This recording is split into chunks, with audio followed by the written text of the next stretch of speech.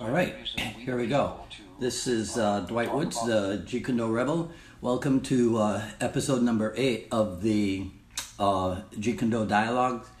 I am getting ready here to talk with Peter and Nguyen of Legacy Jeet Kune Do.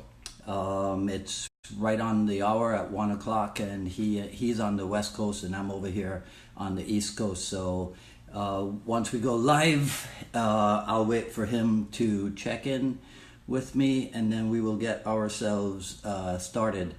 So in the meantime, let me just make sure that I didn't mess up on the appointment here, because I've got 2 more interviews to do today. So we'll wait and see what happens here. Hey Eric, how you doing? Just waiting for Sifu and Nguyen to get on to the broadcast, and we will get ourselves started. Thanks for joining in, Eric.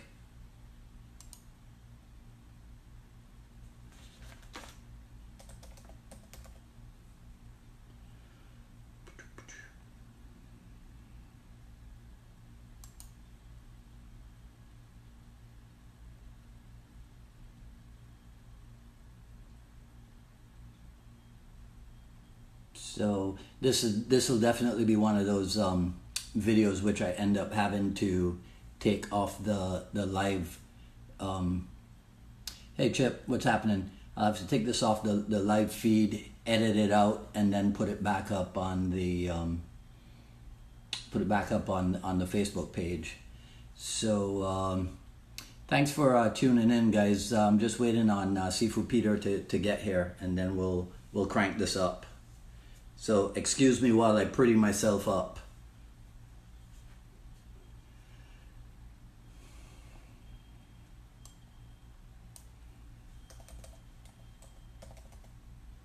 I hope I didn't mess this up as far as times and what have you, but I'm pretty sure that Sifu Peter and I decided on 1 o'clock Eastern time, so he must have been delayed a little bit or something.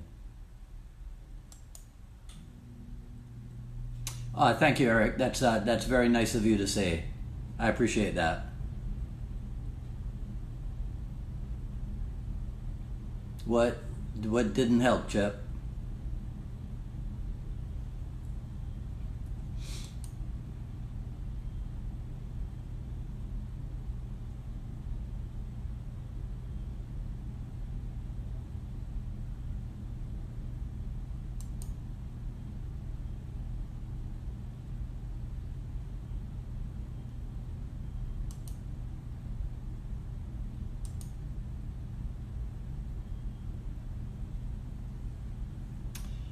Oh, the prettying up. Oh, well, everybody can't be as gorgeous as you are, Chip. All right, so let's... Victor, thanks a lot for the kind words. I appreciate that. Okay, so... I've got a message from Sifu Peter, but okay guys, hang with me for a second.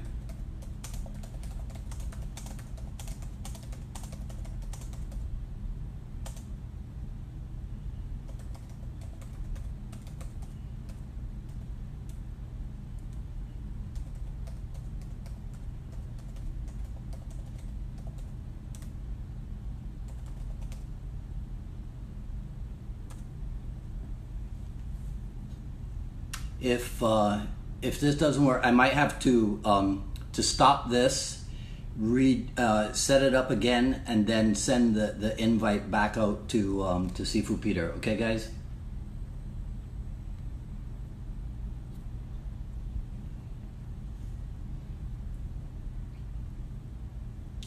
So we'll just give him a couple minutes.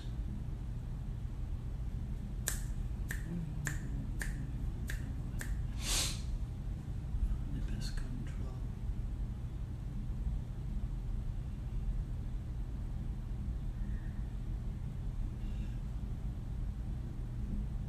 I'm gonna give him some grief about being a millennial and okay, here we go.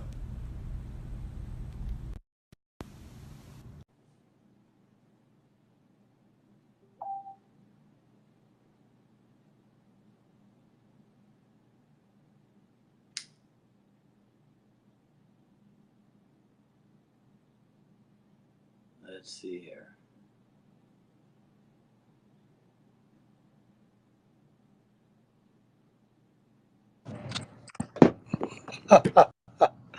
Sorry about that. That technical snafu. I haven't done the Facebook Live thing before, so. Matt, I thought you're the millennial out of the two of us. I thought you had all this technology under control. Well, if you're calling me a millennial, that means that the Asian discount is working. Thank you, sir. Well, how are you? I'm doing well. I'm keeping very busy, trying to balance martial arts and career and personal life and travel, and so I'm keeping busy, but by design. Okay, well, yeah. So let me just do the official opening, and then we'll get straight to that. So, hello everyone. This is Dwight Woods, the Jeet Kune Do Rebel. Welcome to episode number 8 of the Jeet Kune Do Dialogues. And we are with Peter Nguyen of Legacy Jeet Kune Do, right? How did I do with that surname pronunciation? I'll give you a B-, but an A for effort. It's actually a tricky name to pronounce. So the best English pronunciation of the name is Nguyen. Nguyen. Yes. Okay. Sifu Peter Nguyen of Thank Legacy you. Jeet Kune Do. All right. So Legacy Jeet Kune Do is in Beverly Hills, right? Well, yeah. So we're based in Los Angeles. Mm-hmm. However, I have active groups in Houston, Seattle, and Las Vegas. Okay. All right. So this is what I know about Beverly Hills. Rodeo Drive. That's it. I'm done. Well, yeah. Although, yeah. So technically the address is in Beverly Hills, but really, it's Los Angeles, and I know you've been to Los Angeles many times. Yeah. It's cosmopolitan. Yeah. It's diverse, and it's also one of the 3, shall we say, birthplaces of Jeet Kune Do, right? Yeah, for sure. Yeah. And when I reached out to you, here's what was instantly impressive. When I asked you if you'd do the dialogue show with me, you never said, "Oh yeah, can you send me a list of questions?" You never said that. So what that told me is that you were quite comfortable dealing with the situation as it presents itself.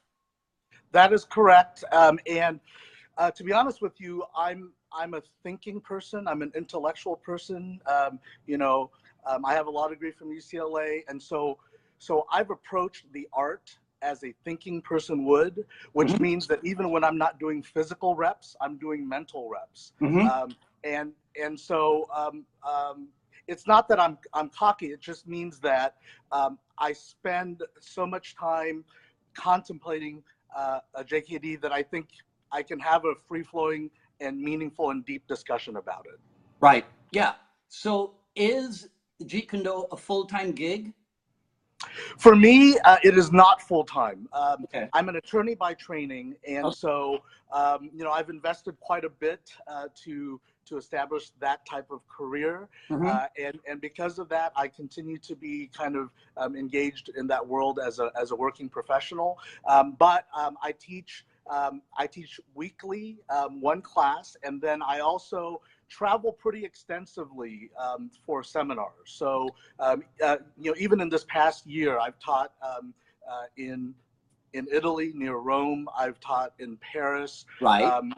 And then, later this year, I have seminars here in the United States, in Houston, in Seattle, in Brooklyn, New York. Yeah. In the past, I've been in Germany. I've been in Bulgaria. UK, and I've been in Bulgaria. That is correct. Yeah. Yes. That's very cool. That's quite impressive. Now the other thing that's impressive in your bio, it says that you are certified under Dan Inosanto, Yuri Nakamura, and Ron Balicki. That's correct. Okay, you got to give me the chronology of that. So, and I would be happy to. And I want to say, first of all, that I feel that it's a unique honor to have those 3 certifications, because I think most people in the JKD world would agree that those are very high quality certifications by Oh, for 3, sure. you know, by 3 individuals who are amazing world-class martial artists, but also great teachers, right? Mm-hmm. And as a teacher, I didn't just absorb techniques and terminology. I absorbed an approach to communicating, demonstrating, transferring, and embodying the art from all 3 of these individuals. Yeah. So my first certification was actually from Sifu Dan Inosanto. I trained at the Inosanto Academy basically fanatically for 7 straight years. Because the course schedule at the Inosanto Academy is one of the most robust in the country, if not in the world. You know, if you wanted to, you could take, 20, 25 classes a week at just that one academy. Well, I was pretty fanatic, so I ended up averaging at about 17 classes a week, right? Across many arts, but my focus and my passion was the Junfan JKD. And so I actually obtained instructorship at that time in the shortest amount of time possible under Sifu Dan, which was 5 years. Okay. Right. Yeah. So I received my certification from Sifu Dan in 2003. Okay. Subsequent to that, Sifu Yori Nakamura, who actually a lot of people may not know this, but for a long time, he actually taught the majority of the Junfan JKD classes at the Inosanto Academy. That's true. Yes. He taught 4 Junfan 1 classes. Mm-hmm.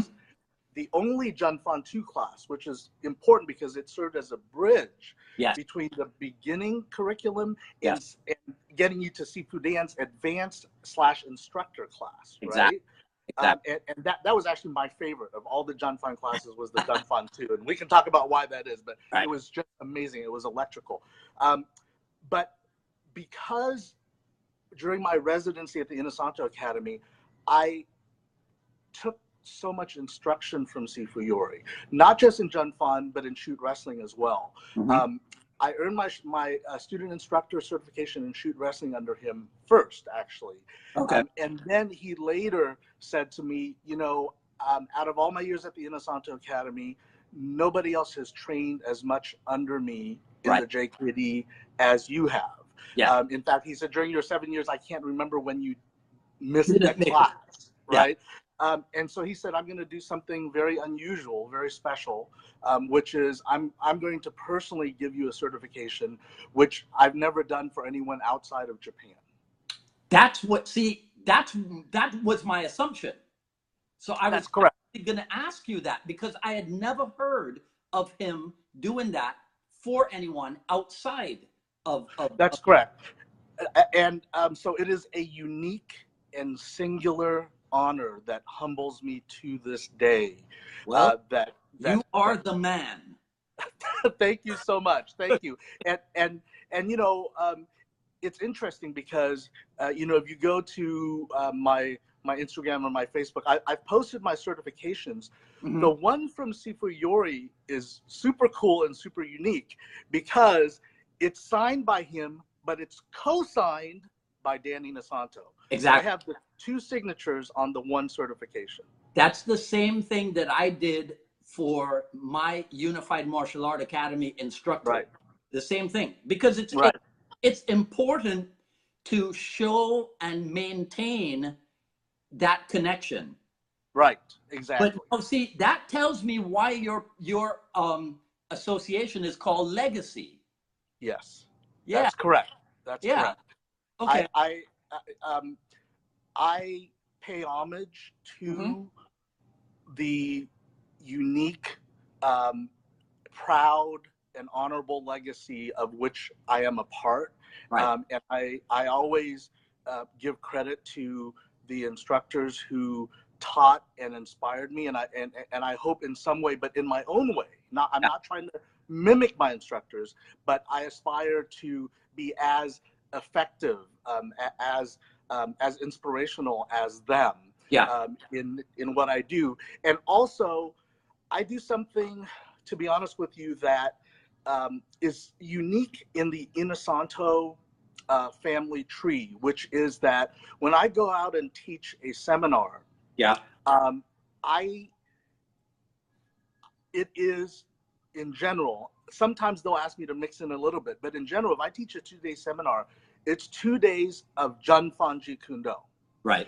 And it's unique because most instructors in the Sifu Dan, including me, we have cross-trained. We're actually certified in multiple arts. Mm-hmm. But I've kind of made it my mission to propagate and preserve and spread the Junfan Jeet Kune Do, because I believe that if it's not done now and by legitimate instructors, it will become an endangered art.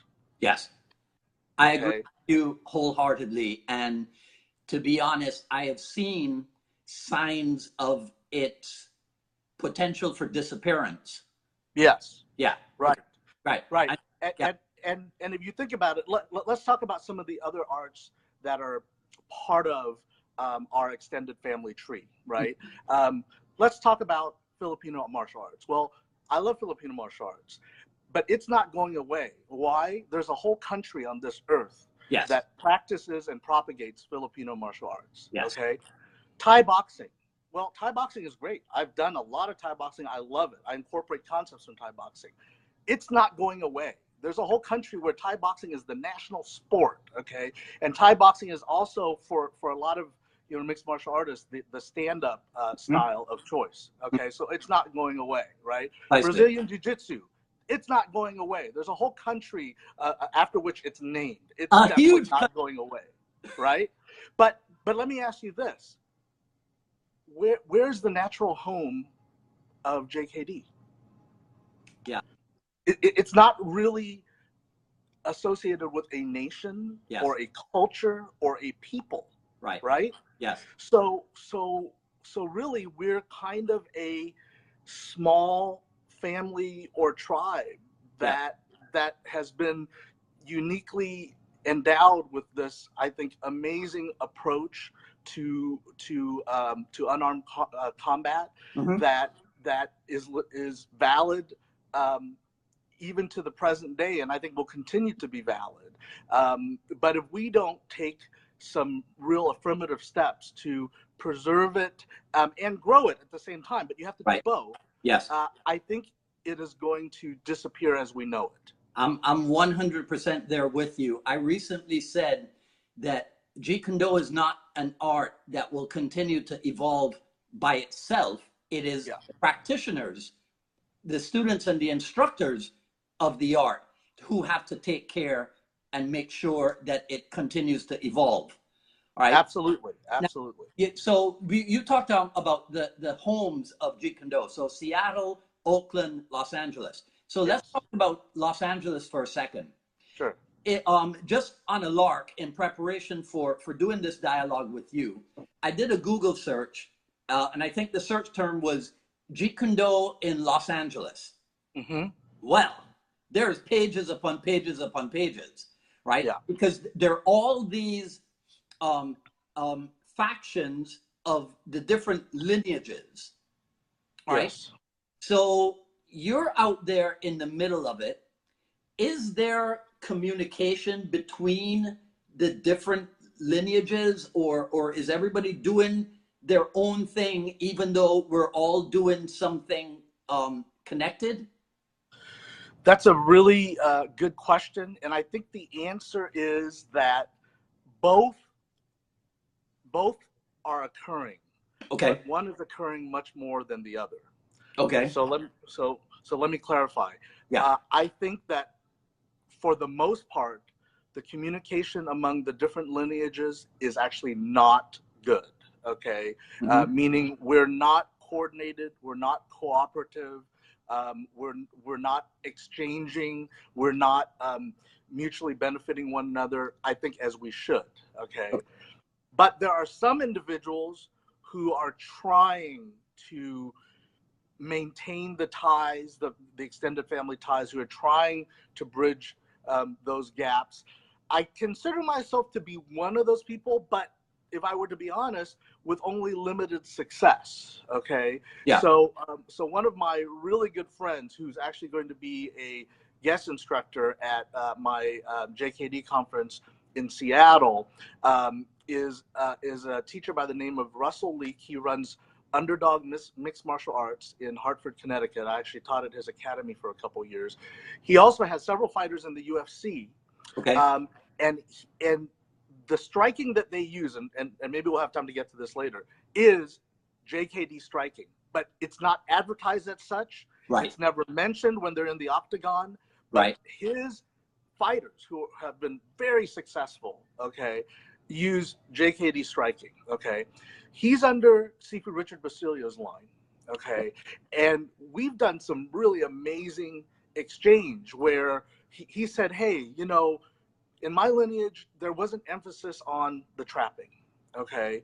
It was just a personal preference, let's say, of you know, Sifu Richard, right? And you know, I don't, you know, I'm not here to make judgments, right? But in that case, he said, you know, that's a point where I'd like to exchange, and it looks to me like that's one of your areas of strength. You know, I really want to exchange the trapping, the sensitivity, the sticky hands, and so that was kind of a point of connection. I've learned a lot by watching how he teaches his very combative striking and how he prepares fighters to apply JKD principles, but in a sport ring environment. And I really respect the way he does it. And I've grown because of my exposure to his application of JKD in a realm that I just don't apply it in that realm. Okay.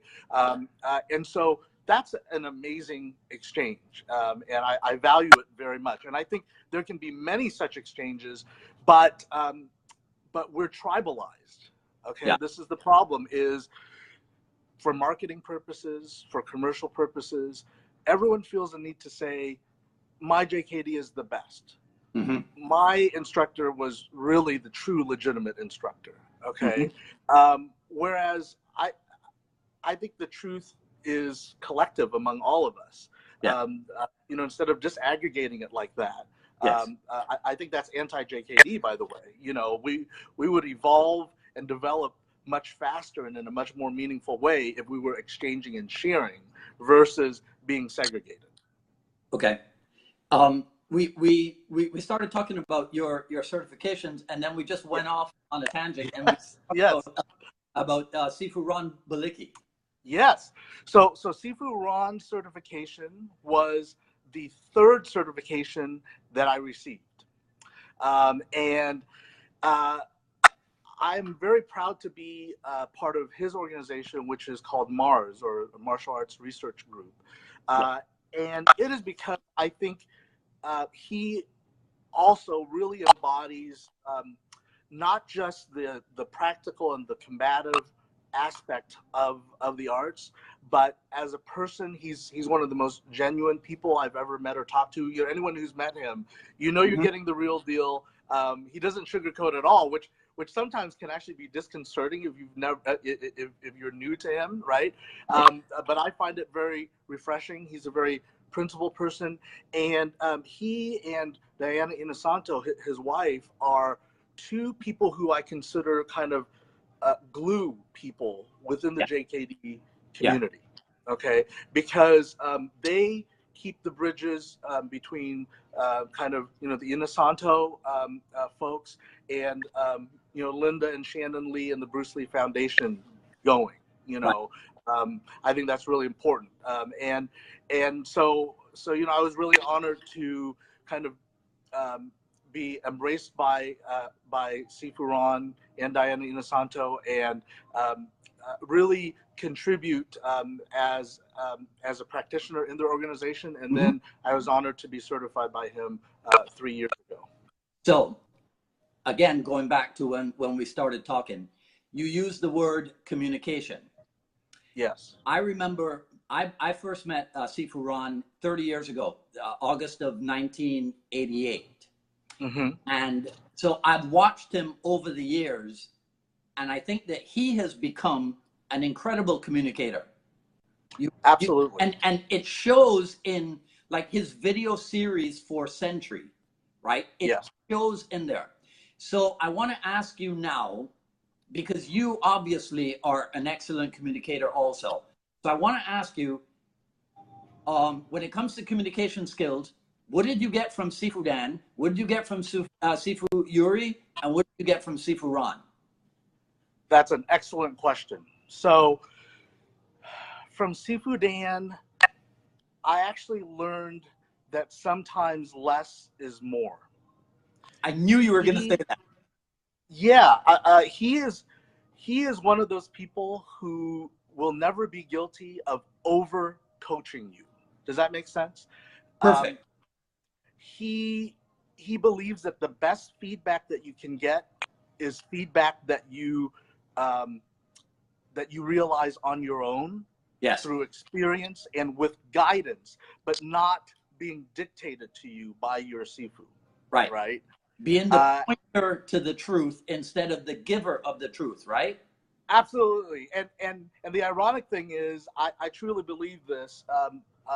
Today, on this planet, he's the most knowledgeable martial artist alive. Okay, and for someone with that much experience, skill, wisdom, and knowledge to be able to resist the temptation of saying, "I'm a genius. Just do what I do, and you'll be great." You'll be right, fine. right. I mean, honestly, that would be a shortcut for him. And frankly, because he is such a genius, people who follow that formula would end up being great martial artists, right? Yeah. But he's not trying to create clones. This is the amazing thing about him, is that he truly embraces, I think, almost more than anyone I've seen, the idea of, and this is almost a quote from him, that what you research and develop yourself is as important as what you are taught. This is what yes. he said to me. Yes. Okay. And so he lives that philosophy, right? Now I will say this: it doesn't mean that all of his students and instructors under him understand and embrace that path. Some of them are just trying to carbon copy what Sifu Dan does. Because it's hard to resist that temptation when you're around someone who's that great. But I don't think that that's what he's actually trying to impart. Does that make Not sense? at all. Yes. Now that being said, I try to pull like Bob Marley. Yes. Yeah. Exactly. And now that being said, it can sometimes be a little frustrating when you're training in his class or in his seminar, and he's watching you and you're reading his body language, and you ask him, "Sifu, am I doing this right?" Yes. Okay. Yes. And his most famous answer to that question is, "You could do it that way." So he almost refuses to say that something is right or wrong. Yes. To the point where it can actually frustrate you a little bit because you're thinking, "No, but I know you have a preferred way, Sifu, but you just won't tell me what your preferred way is." Yeah. But that is how, loyal he is to that ultimate JKD philosophy. Yes. Okay. Right. Now, Sifu Yuri from Sifu Yuri. Yeah. Yeah. So Sifu Yuri, here's the thing. Here's why I just feel so fortunate, is that in some ways, Sifu Yuri is on the opposite end of the spectrum as Sifu Dan. Mm-hmm. But not in a bad way, if that makes any sense. Yes. Okay. So Sifu Yuri, and this is what makes studying under him really an experience that if you've never had, you must seek it out, because he teaches with incredible precision. Yes. Planning. Yes. Technicality, right? And the funny thing is, he somehow does it while still practicing the JKD philosophy. But I think the way he does it is he says, "Look, I'm going to impart upon you a high resolution version Mm-hmm. of the Jun Fan Gung Fu base. Yes. Okay. Yeah. But that's not your end point. Does that make sense? That is not your end point. That's your foundation. That's your starting point. But I'm going to teach it to you in a way that's so precise that your foundation will be unrivaled. Mm-hmm. Does that make sense? Yeah. So from him, so much of my technical understanding and knowledge, including terminology, including progressions, Yes. including how including how to arc your lesson plan so that even though a student may not realize it, they are acquiring something amazing of great value over a 4-month period because you had a master plan that nobody else knew, and your students don't know it until that 4-month period is over. And you look back and you say, oh my God, that was the progression. I see it now and I'm better for it. Does that make sense? Yes. And so his technical approach, I think, is among the best. My first experience with him, what you just talked about there, technical precision, it took me back to the years that I spent in Shotokan. Mm-hmm. And so, but he was infinitely more fluid than anyone in Shotokan could be. But that attention to detail, that attention to precision, identical. Yes. And it's hard to find someone else, as you said, who can simultaneously provide such amazing structure, but which leads to fluidity. Okay. And when you've seen him move, and I hate people who make comparisons to Cedro Bruce because it's done too often, right? But having studied under him for so many years and having been his uke and feeling his energy in so many situations, I think that when he's demonstrating or practicing the Junfan JKD, he comes extremely close, and Sifu Dan has even said this, to approximating what you might have experienced if you were blessed to have been exposed to Cedro Bruce. Sifu Dan told me, Yuri is probably my most technical student, and he basically I think thinks of Sifu Yuri as one of his senior instructors under him in JKD. Yeah. Okay. Communication from Sifu Ron. So Sifu Ron, wow. And again, I have 3 contrasting styles, from which to draw. Sifu Ron is raw, unedited, okay? In some ways unscripted, but very alive, okay? He gives you real-time feedback. His emphasis on trying to get you to functionality. Is trying to force you to test your limits and your limitations with the goal of breaking them down and exceeding them over time, right? I think he strikes a really interesting balance between Sifu Dan's style, where he is relaxed, but he does have a progression and a structure, and then he's really good with bringing in anecdotes and examples from his fighting days, from his teaching, experiences, and from all the folks he's met in the martial arts realm. He has a story that can relate to almost any situation or any demonstration, and I've seen him recall something and bring it to bear in a very applicable way. And so it's a very it's a very meaningful experience to train with him, because he gives you kind of this 360 view of the art. Right.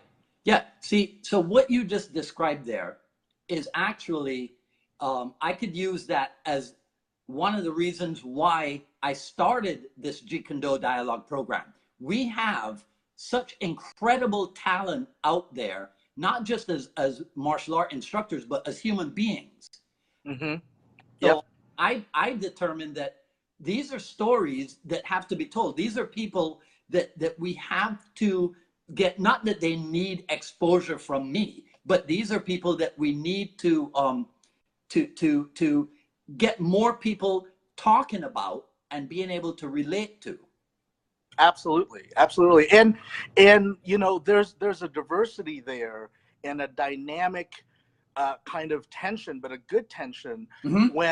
When I've learned the same series, the Loida series, from all three of those instructors, Yeah. and I'm a better practitioner and a better teacher for it because they all had a slightly different approach to it, all valid, and I get to bring those approaches to bear and customize it for my students, because for some students, they respond to the Sifu Yori way. Okay, they embrace the technicality. You know, they like the fact that this is not the same as this, right? I mean, they like that, and I can teach to that degree of precision. Others like the philosophical 50,000-foot approach that they can integrate into their overall martial arts practice and even their daily lives, and that's the Sifu Dan approach, which is great. And then others want to take what they do and functionalize it, right? For the ring, or you know, for sparring. Sifu Ron's approach is great for that, right? And so the fact that I have kind of mental access to that diversity is great, and we have so much of that talent and uniqueness within the JKD community. Yeah. Another review of you that that I read was the person used the words detailed, accurate instruction. Right? So how did you come to be detailed and accurate in your approach? I think it goes back to my schooling. You know, when you go, you know, first of all, when you have Asian parents, okay, Asian tiger parents who demand perfection from you in just about everything you do, that's kind of the cultural and family basis for that, right? Mm-hmm. But then you combine that with 5 years of college, 3 years of law school, thinking with precision in my daily life, such that every word, you know, maybe every intonation makes a difference in what I do in my day job. I kind of bring that level of attentiveness and precision to my practice and teaching of JKD. So my notes, you know, I was fanatical about taking notes after every class. Sometimes it was difficult because at the Inosanto Academy, I had many nights where I took 4 classes. You know, I would take Thai boxing, Kali, Silat, and JKD. So then you'd have to go home, or go to a cafe or a Thai restaurant, which we often did, and hopefully bring a few other people with you so that you all can collectively write down what did you just learn and observe in those 4 hours of instruction, right? Well, I did that for 7 years, okay, and beyond. I mean, I've done it beyond that, but certainly for the 7 years at the Inosanto Academy.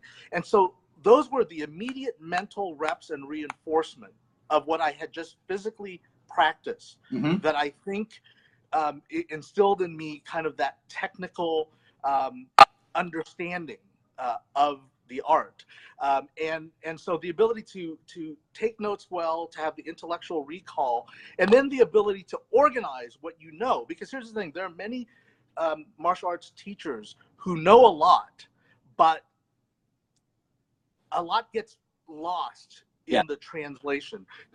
You know, my analogy is this, right? Even when you're making a copy of something or you're scanning a document, you want a high resolution scan. Yes. Okay. Yeah. If you scan a document at low resolution, you've lost detail. And then if you try to communicate that or teach that to someone else and you communicate it at a low resolution, after a while it becomes a blurry page. Yeah. Okay. Yeah. And there's not much substance left. Yeah.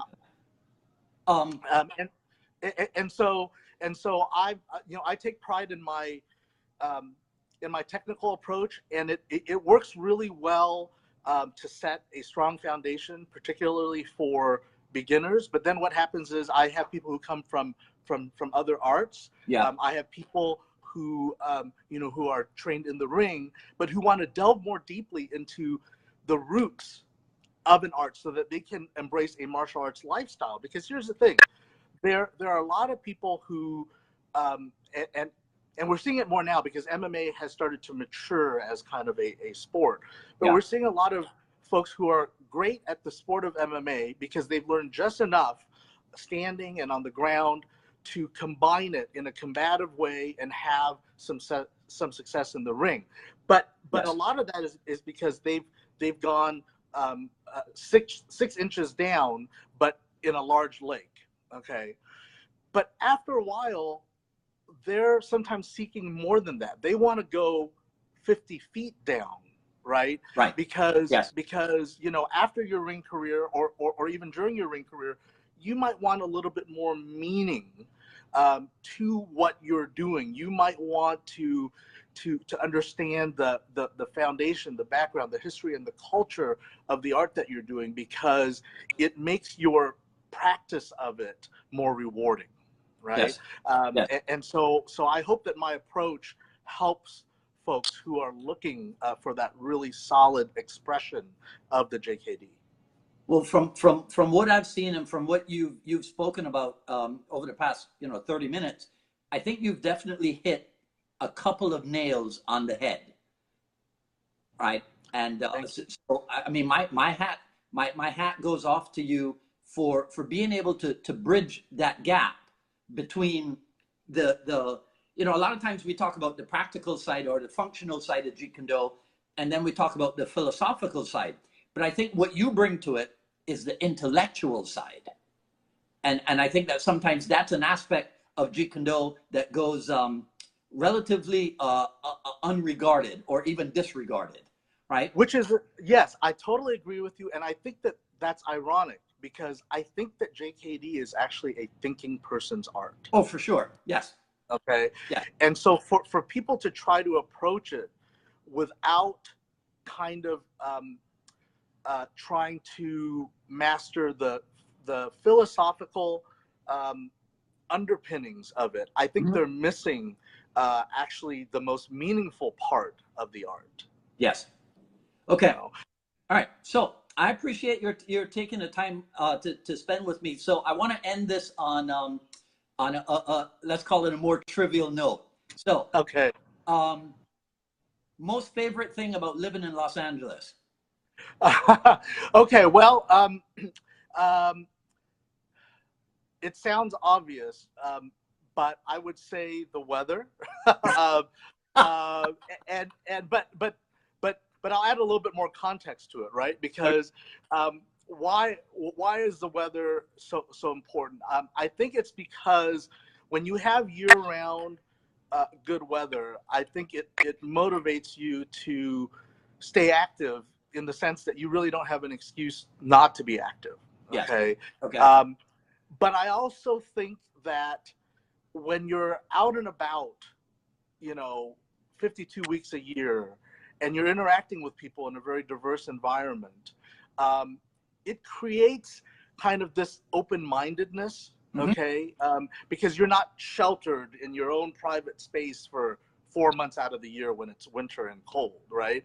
Yeah. So I just think that there's much less excuse not to interact and to exchange and to trade knowledge, and I think a lot of that happens in LA, particularly in the in the artistic and the entertainment community, where there's a lot of collaboration in the fitness community certainly, but I'm hoping that the JKD community can get to that point as well. Right. Okay. Now the opposite end of the spectrum. Least favorite thing about Los Angeles? I think LA is an overall great place. I think that the one thing that concerns me is the cost of living, because I think that it's important, if you want diversity and you want that melting pot, for people to be able to share the same space, and not to be segregated by socioeconomics or by race. Yeah. And I think that while LA is very diverse, I think it's in danger of becoming segregated, just because of the cost of living, and that applies to a lot of California in general. Yeah. But certainly LA is not exempt from that. So if you could live anywhere else, where would it be? Well, actually, I'm actually splitting my time between LA and Seattle. And in fact, what you see in the background is Seattle. You can see the Space Needle in the back, I think. I really like Seattle. I really, as far as American cities, it's pretty much Seattle, New York City, San Francisco, and LA. I like the diverse cosmopolitan cities. Yeah. However, internationally, I have to say, I love Hong Kong, I love Paris, I love Milan, and I think, that's one of the great things about being able to teach martial arts, both nationally and internationally, is the exposure I've had to different experiences, different cultures, and there's a cultural take on JKD that comes because of things like language, because of things like certain cultural perspectives and tradition. So my understanding of JKD has expanded by going and really exchanging with folks elsewhere who are embracing the same philosophy, but who have a unique expression of it. Yes. Okay. All right. Listen, man, thank you so much for doing this. It's my pleasure. I had a great time. I really appreciate this. We got to stay in touch. We got to do this again sometime. I very much look forward to it, and it was an honor, and I thank you for having me as your guest. Okay. All right, everyone. That's Sifu Peter Nguyen of Legacy Jeet Kune Do. This is Dwight Woods, the Jeet Kune Do Rebel, signing off. See you next time. Take care. Take care.